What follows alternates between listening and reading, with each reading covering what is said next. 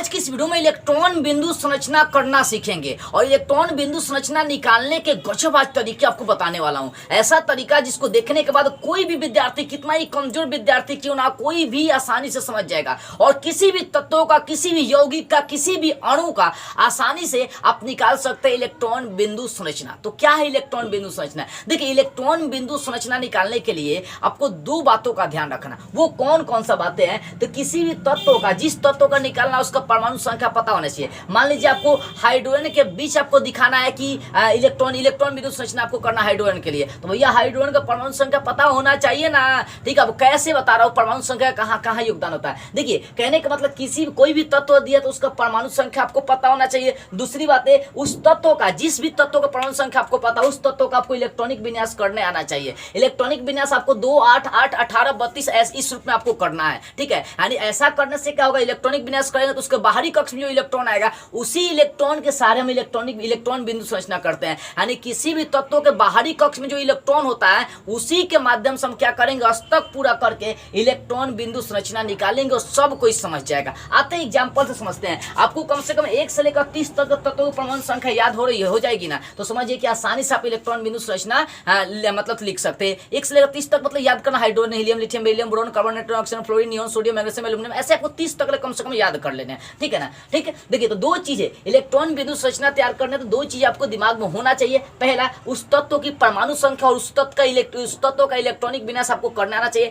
यदि इलेक्ट्रॉनिक विन्यास कर ले रहे हैं तो उसके बाहरी कक्ष में इलेक्ट्रॉन देखना है। देखिए, जैसे मान लीजिए कि H, तो H मतलब हाइड्रोजन। हाइड्रोजन की परमाणु संख्या 1 होती है, मतलब हाइड्रोजन के बाहर इलेक्ट्रॉन कितने होते हैं? 1 ही होते हैं। यहाँ पर H कौगो है? 2 गो है। ठीक है ना? यहाँ पर H कौगो है? 2 गो। तो एगो जितना भी दिया रहेगा ना उतना लिखना। अगर H की मात्रा 5 गो होगा तो 5 गो लिखेंगे। यहाँ पे H की मात्रा 2 गो है तो 2 गो। अब यहाँ पे इलेक्ट्रॉन लिखना है, तो यहाँ पर H के पास कितना? एगो इलेक्ट्रॉन है। इस H के पास भी कितना इलेक्ट्रॉन? तो 1 होता है। तो जिसके पास 1 इलेक्ट्रॉन होता है ना, वो 2 गो पूरा के अपना अस्तक पूरा करता है, और जिसके पास इलेक्ट्रॉन 4 गो, 5 गो, 6 गो, 7 गो होता है वो 8 गो पूरा के अपना अस्तक पूरा कर लेता है। तो इस बात का आपको ध्यान रखना है। तो यहाँ हाइड्रोजन के पास 1 इलेक्ट्रॉन है, तो बगल वाले से 1 और ले लेगा और अपना अस्तक पूरा लगेगा। इसका एगो इलेक्ट्रॉन लेके 2 गो कर लिया। इस हाइड्रोजन के पास भी कितना इलेक्ट्रॉन है? 1 गो है, तो ये भी क्या करेगा, उस बगल वाले हाइड्रोजन से 1 इलेक्ट्रॉन ले लिया। तो ये इलेक्ट्रॉन बिंदु संरचना होगी। इसको ऐसे भी लिख सकते हैं, H H। देखो तो कितना, 1 इलेक्ट्रॉन लिया, तो इनके बीच कौन सा एकल बंधन बना। उसी प्रकार से मान लीजिए O के बीच दिखाना, ऑक्सीजन, तो ऑक्सीजन का मतलब O कौगो है? 2 गो है। तो एगो O यहाँ पर लिख दिए, एगो O यहाँ पर लिख दिए। अब ध्यान दो, O लिखे हैं तो O की परमाणु, बोले थे ना पहले, परमाणु संख्या उस तत्व का पता होना चाहिए। तो O मतलब ऑक्सीजन। ऑक्सीजन का परमाणु संख्या कितना होता है वो पता होना चाहिए। ऑक्सीजन का परमाणु संख्या कितना होता है? 8 होता है। अब 8 होता है ऑक्सीजन का परमाणु संख्या, तो उसका इलेक्ट्रॉनिक विन्यास करना है। इलेक्ट्रॉनिक विन्यास करेंगे तो पहिलका कक्षा में 2 इलेक्ट्रॉन भरना है, तो 8 गो है तो पहिलका कक्षा में 2 गो इलेक्ट्रॉन भर देंगे, तो कौगो बच जाएगा? 6 गो। तो यहाँ पर 6 गो लिख देंगे, तब ना 6 2 8 होगा। इसका मतलब ऑक्सीजन के परमाणु संख्या का इलेक्ट्रॉनिक विन्यास करेंगे तो उसकी बाहरी कक्षा में कौगो इलेक्ट्रॉन बचता है? 6 गो। देखो, किसी भी तत्व का इलेक्ट्रॉनिक विन्यास करने के लिए, किसी भी परमाणु का इलेक्ट्रॉनिक विन्यास करने के लिए आपको उसके बाह्यतम कक्ष में इलेक्ट्रॉन पता होना चाहिए। वहां परमाणु संख्या से कोई मतलब नहीं है, वहां पर उसके इलेक्ट्रॉनिक विन्यास से कोई मतलब नहीं है। मतलब इस बात से कि जिस तत्व का इलेक्ट्रॉन बिंदु संरचना के निकालने जा रहे हैं उस तत्व के बाहरी कक्षा में इलेक्ट्रॉन आपको पता होना चाहिए। तो यहाँ पर ऑक्सीजन के बाहरी कक्षा में 6 इलेक्ट्रॉन, तो 6 लिखेंगे, 2 गो यहाँ, 2 गो यहाँ, 2 गो यहाँ। फिर यहाँ भी जो भी ऑक्सीजन है, ऑक्सीजन के बाहरी कक्ष में 6 गो इलेक्ट्रॉन होते हैं। सोचिए, इस ऑक्सीजन के पास 6 गो इलेक्ट्रॉन है, तो बगल वाले से 2 गो लेके अपना क्या करेगा, अस्तक पूरा लेगा। 6 2 8 गो हो गया। इस ऑक्सीजन के पास भी 6 इलेक्ट्रॉन है, तो ये भी क्या करेगा, बगल वाले से 2 गो लेके अपना अस्तक पूरा लेगा। तो यहाँ पर आपने क्या देखा कि 2 गो ऑक्सीजन है तो 2 इलेक्ट्रॉन लेगा तो डबल बंध हो जाएगा। इसका मतलब ऑक्सीजन के 2 अणुओं के बीच कौन सा डबल बंधन बनता है। ठीक है, तो ध्यान रखना कि उसके बाहरी कक्ष में इलेक्ट्रॉन निकालना सीख लीजिए बस। जैसे मान लीजिए नाइट्रोजन का दिखाना है, तो N 2 गो है, तो एगो N यहाँ पर लिख देंगे, एगो N यहाँ पर लिख देंगे। तो नाइट्रोजन की परमाणु संख्या आपको पता होना चाहिए। नाइट्रोजन का संकेत क्या होता है? N होता है। इसका परमाणु संख्या नाइट्रोजन का 7 होता है। तो आपको पहिलका कक्षा में 2 इलेक्ट्रॉन भरना है। ठीक है ना? 7 गो में से 2 गो भर दिए तो कितना बच गया? 5 गो। बाहरी कक्षा में, नाइट्रोजन के बाहरी कक्षा में कौगो इलेक्ट्रॉन होता है? तो 5 गो होता है। तो 5 गो इलेक्ट्रॉन भर दीजिए। ठीक है ना? 3 गो, 4 गो, 5 गो। ठीक है ना? यहाँ भी 3 गो भर देते हैं, यहाँ पर 5 गो हो गया। मतलब देखो इस नाइट्रोजन के पास नाइट्रोजन के पास भी 5 गो इलेक्ट्रॉन होगा, यहाँ भी 5 गो इलेक्ट्रॉन हो गया। तो सोचिए इसके पास 5 गो है तो बगल वाले से कितना लेके अपना अस्तक पुराएगा। बोले थे कि जिसके पास 1 होगा वो 2 गो पुराना चाहेगा, और जिसके पास 3 गो 4 गो 5 गो 6 गो 7 गो होगा वो 8 पुराना चाहेगा। 5 गो है तो बगल वाले से को इलेक्ट्रॉन ले लेगा वो 3 गो, तो अपना 8 गो पूरा लेगा। इसके पास भी 5 गो है तो भी क्या करेगा, बगल वाले से 3 गो लेकर अपना अस्तक पूरा लेगा। तो यहाँ पर क्या देख रहे हैं कि 2 गो नाइट्रोजन के अणु के बीच 3-3 इलेक्ट्रॉन लिया जा रहा है। तो मतलब 2 गो नाइट्रोजन के बीच कौन सा बंधन, ट्रिपल बंधन आता है। तो ये ऑब्जेक्टिव प्रश्न बहुत सारा एग्जाम में आता है कि हाइड्रोजन के 2 अणु के बीच कौन सा बंधन, एकल बंधन। ऑक्सीजन के 2 अणु के बीच कौन सा बंधन, डबल बंधन। नाइट्रोजन के 2 अणु के बीच कौन सा बंधन, ट्रिपल बंधन पाया जाता है, ट्रिपल बंध पाया जाता है। ठीक है, तो इसी प्रकार से इलेक्ट्रॉनिक विन्यास करना है। जैसे मान लीजिए आपको दिया CH4 का, तो इसका इलेक्ट्रॉनिक विन्यास करना है। तो ध्यान दो C कौगो है आपके पास, मात्रा आपको देखना है, उससे कोई मतलब नहीं है। हमें क्या करना है, सिर्फ उस सबका मात्रा देखना है। ठीक है ना, जैसे मान लीजिए इधर साइड में इलेक्ट्रॉनिक विन्यास हम कर देते हैं CH4 का यहाँ पर। ठीक है ना, C एगो, H कौगो है 4 गो, तो 4 गो H लिखेंगे, H H H H। ठीक, मतलब कहने का मतलब हो गया कि जिसकी मात्रा जितनी होगी ना सबको आपको लिखना है। तो देखो आप C कौगो है एगो, तो C एगो लिख दिए।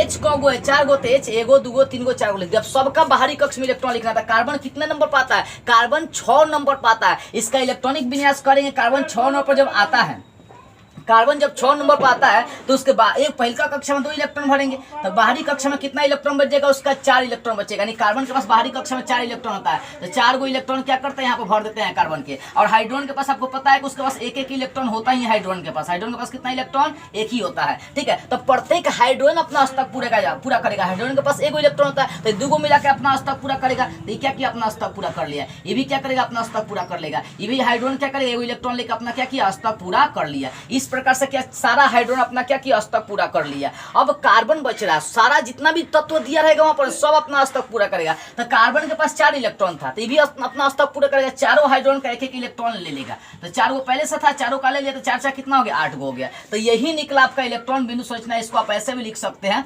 C के चारों ओर क्या था, H H H था, तो कितना 1-1 इलेक्ट्रॉन लिया गया, तो एकल बंधन हो जाएगा। इस प्रकार से इसको लिख सकते हैं। ठीक है, एक और एग्जांपल समझा रहा हूं, उसको ध्यान से समझिए। देखिए CO2 के बीच में दिखाना है। ठीक है, तो C कौगो है, एगो है। ठीक है, O कौगो है, 2 गो, तो O लिख देंगे, 2 गो एगो है ना, एगो ये साइड लिख देंगे। तो अब देखना बाहरी कक्ष में इलेक्ट्रॉन देखना था। पता है कि ऑक्सीजन के बाहरी कक्ष में 6 इलेक्ट्रॉन होता है, तो 6 गो भर देंगे। और कार्बन के बाहरी कक्ष में कितना इलेक्ट्रॉन होता है, 4 गो होता है। 6 नंबर होता है परमाणु संख्या कार्बन का, तो बाहरी कक्ष में कितना, 4 इलेक्ट्रॉन बचेगा। 4 गो कार्बन का लिख दिए। ऑक्सीजन के पास कितना होता है, 6 गो होता है बाहरी कक्ष में इलेक्ट्रॉन। ठीक है, ऑक्सीजन के पास बाहरी कक्ष में कितना इलेक्ट्रॉन होता है, 6 गो होता है। तो पहले ऑक्सीजन का अस्तक पूरा, ऑक्सीजन के पास 6 है, तो कार्बन का 2 गो इलेक्ट्रॉन लेकर अपना अस्तक पूरा लेगा। इस ऑक्सीजन के पास भी 6 गो है, तो कार्बन का 2 गो इलेक्ट्रॉन लेकर अपना अस्तक पूरा लेता है। दोनों ऑक्सीजन अस्तक पूरा लिया। अब कार्बन के पास 4 इलेक्ट्रॉन है, तो ये क्या करेगा, दोनों ऑक्सीजन से 2-2 को इलेक्ट्रॉन ले लेगा। ये क्या करेगा, दोनों ऑक्सीजन से 2-2 को इलेक्ट्रॉन लेके अपना अस्तक पूरा लेगा। 2-2 को लिया, 4 गो पहले से था, 8 गो हो गया। तो इस प्रकार से इसका अस्तक पूरा हो गया। तो इसको ऐसे भी लिखा जाता है, देखो COO, तो 2-2 इलेक्ट्रॉन लिया है लोग सब। तो इसका मतलब है कार्बन और ऑक्सीजन के बीच कौन सा बंधन बन रहा है, यहाँ पर बंधन बन रहा है, डबल बंधन बन रहा है। ठीक है,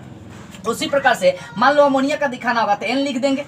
और N की मात्रा 1 है, H 3 गो है, तो तीनों और क्या करना है, H को सजा देंगे। ठीक है, H को सजा दिए। अब देखो, अब हाइड्रोजन के पास आपको पता है कि 1-1 इलेक्ट्रॉन ही होता है बस। लेकिन नाइट्रोजन की परमाणु संख्या 7 होती है, उसके बाहरी कक्ष में कितना इलेक्ट्रॉन होते हैं, तो उसके बाहरी कक्ष में 5 इलेक्ट्रॉन होते हैं। तो नाइट्रोजन के पास क्या करना है, 5 इलेक्ट्रॉन हमें लिख देना है। ठीक है, मान लीजिए एगो यहाँ पर, एगो यहाँ भर दिया, एगो यहाँ 3 गो, 2 गो नीचे भर दिया, 5 गो इलेक्ट्रॉन होगा नाइट्रोजन का। तो सारा हाइड्रोजन 1-1 नाइट्रोजन का इलेक्ट्रॉन लेकर अपना अस्तक पूरा 2-2 को कर लेगा वो। ठीक है, लेकिन नाइट्रोजन के पास 5 गो था, तो तीनों हाइड्रोजन का 1-1 इलेक्ट्रॉन लेके वो क्या करेगा, अपना अस्तक पूरा लेगा। तो ये जो तैयार हो रहा है ना, इसी को बोलते हैं इलेक्ट्रॉन बिंदु संरचना। ये क्या है, इलेक्ट्रॉन बिंदु संरचना। दुनिया का कोई भी धातु दे, धातु मतलब कि कोई भी अणु या कोई भी यौगिक दे रहा है ना, उसका इलेक्ट्रॉन बिंदु संरचना यदि आपको करने के लिए बोल रहा है, तो ध्यान कुछ नहीं देना, जितना भी तत्व है उन सभी को लिखना है। और सभी का कैसे, उसका बाहरी कक्ष में इलेक्ट्रॉन देखना, बाहरी कक्ष में इलेक्ट्रॉन लिख देना है। और उसके बाद यदि उसके पास 1 बाहरी कक्ष में इलेक्ट्रॉन होगा, तो 2 गो मिला के अस्तक पूरा करना। 1 है तो 1 लेकर अस्तक पूरा करेगा। यदि 4 गो 5 गो 6 गो है, तो अपना 8 के पास जाकर अस्तक पूरा करेगा। ठीक है, फॉर एग्जांपल से कोई अच्छा सा एक और एग्जांपल आपको दे रहा हूं। मान लीजिए कि यदि आपको प्रश्न दे दिया भाई H2S का, आप करके बताइएगा, करके देखिएगा पर। मान लीजिए आपको प्रश्न दे Cl2 का आपको इलेक्ट्रॉनिक विन्यास करना, किसका, मान लो Cl2 का क्लोरीन का इलेक्ट्रॉनिक विन्यास करने के लिए दे रहा है। तो 2 गो क्लोरीन यहाँ पर लिख दीजिए, क्लोरीन क्लोरीन। अब आपको पता होना चाहिए क्लोरीन है तो क्लोरीन के बाह्यतम कक्ष में कितने इलेक्ट्रॉन होते हैं। तो बाह्यतम कक्ष में इलेक्ट्रॉन निकालने के लिए आपको उसका परमाणु संख्या पता होनी चाहिए, इलेक्ट्रॉनिक विन्यास निकाल लेना चाहिए। तो याद रखिएगा, क्लोरीन जो होता है इसकी परमाणु संख्या 17 होती है। 17 का जब करेंगे इलेक्ट्रॉनिक विन्यास,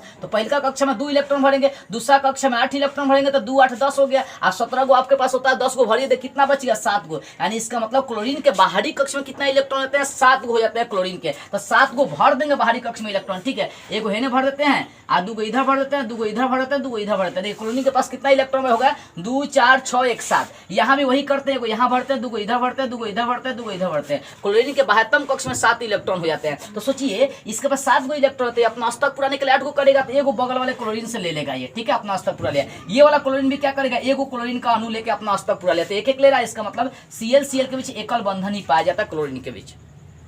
तो इस प्रकार से आप क्या कर सकते हैं, इस प्रकार से आप इलेक्ट्रॉन बिंदु संरचना निकाल सकते हैं। कुछ नहीं करना है, जिस जिस तत्वों का इलेक्ट्रॉन बिंदु संरचना निकालना है, इस बात का ध्यान रखना है कि उसके बाह्यतम कक्ष में इलेक्ट्रॉन पता होना चाहिए। अब बाह्यतम कक्ष में इलेक्ट्रॉन यदि आपको पता चल जाता है, तो सारा इलेक्ट्रॉन जितना भी तत्वों का इलेक्ट्रॉन होगा वो अपना अस्तक पुराएगा। अस्तक पुराने के 2 नियम, जिसके पास 1 इलेक्ट्रॉन होगा वो 2 के पास जाएगा, 2 ले मतलब 1 है तो 1 लेकर अस्तक पुरा लेगा। और जिसके पास 4 गो 5 गो 6 गो है तो 8 के नजदीक जाकर अपना अस्तक पुराना चाहेगा, ठीक है ना। तो ये था आपका इलेक्ट्रॉन बिंदु संरचना। आपको लगे ना कि ये वीडियो आपके लिए कारगर सिद्ध हुआ है और इलेक्ट्रॉन बिंदु संरचना आपको आसानी से समझ में आ गई है, तो कुछ लोगों के पास इस वीडियो को जरूर शेयर कर दीजिएगा। जय हिंद।